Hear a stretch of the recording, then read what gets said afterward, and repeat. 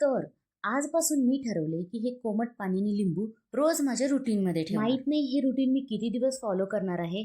बघू किती दिवस हे मी कंटिन्यू करते. सकाळी मस्त आवरून घेतलं आणि माझं एनर्जी बूस्टर म्हणजे चहा करून पिला. सकाळच्या चहामध्ये जी मजा असते ना ती लिंबू पाण्यात येत नाही. असो, खरी दिवसाची सुरुवात तर आत्ता झाली. कपडे धुवायचे होते ते वॉशिंग मशीनमध्ये टाकले आणि लोटून घेतलं आणि सगळी कामे कंप्लीट केली.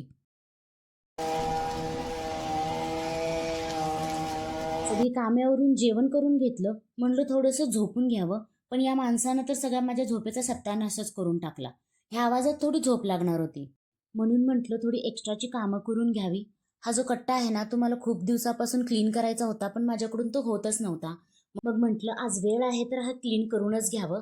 मग पहिला खालचा कप्पा आवरून घेतला, तो क्लीन केला, सगळे डबे वगैरे व्यवस्थित लावले आणि मग नंतर वरचा कप्पा क्लीन करायला घेतला. आधी पहिला सगळं सामान काढलं, तिथलं सगळं सामान मी डब्यामध्ये स्टोअर करून ठेवलं आणि हा कट्टा क्लीन केला. सगळं व्यवस्थित पुसून घेतलं आणि त्याच्यानंतर मी तिथे सगळं सामान लावून घेतलं.